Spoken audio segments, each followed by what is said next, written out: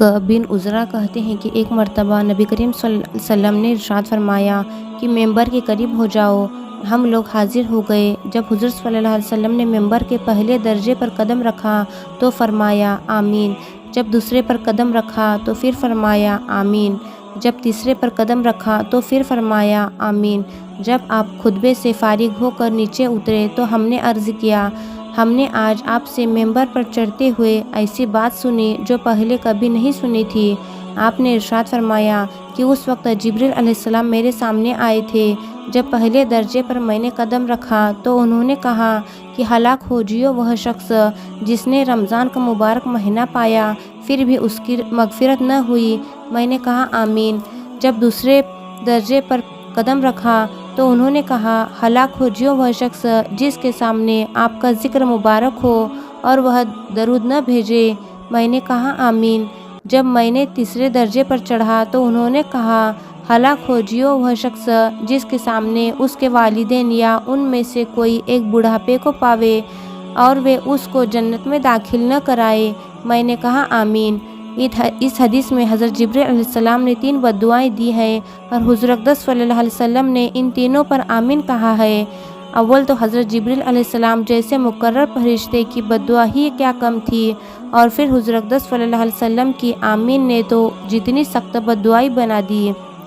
وہ حاضر ہے، وہ اللہ تعالیٰ ہی کی اپنے فضل سے ہم لوگوں کو ان تینوں چیزوں سے بچنے کی توفیق عطا فرماوے، آمین، اور ان برائیوں سے محفوظ رکھے، ورنہ ہلاکت میں کیا تردد ہے۔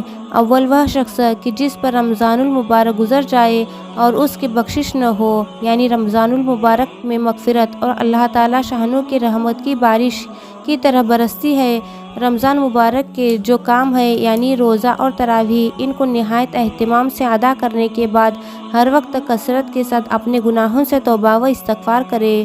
دوسرا وہ شخص جس کے لیے بددعا کی گئی، جس کے سامنے نبی کریم صلی اللہ علیہ وسلم کا ذکر مبارک ہو اور وہ درود نہ پڑھے۔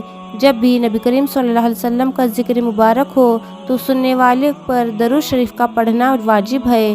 جو شخص نبی کریم صلی اللہ علیہ وسلم پر 1 مرتبہ درود بھیجے، اللہ جل شانہ اس پر 10 مرتبہ رحمت بھیجتے ہیں، نیز ملائکہ یعنی فرشتے ان کے لیے دعا کرتے ہیں، گناہ کی معافی ہوتی ہے اور درجات بلند ہوتے ہیں۔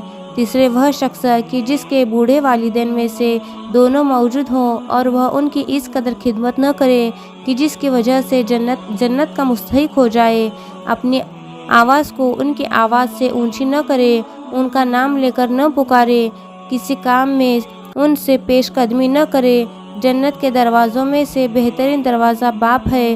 اور ایک صحابی رضی اللہ تعالیٰ عنہ نے آپ صلی اللہ علیہ وسلم سے دریافت کیا کہ والدین کا کیا حق ہے، تو آپ نے فرمایا کہ وہ تیری جنت ہے یا جہنم، یعنی ان کی رضا جنت ہے اور ناراضگی جہنم ہے۔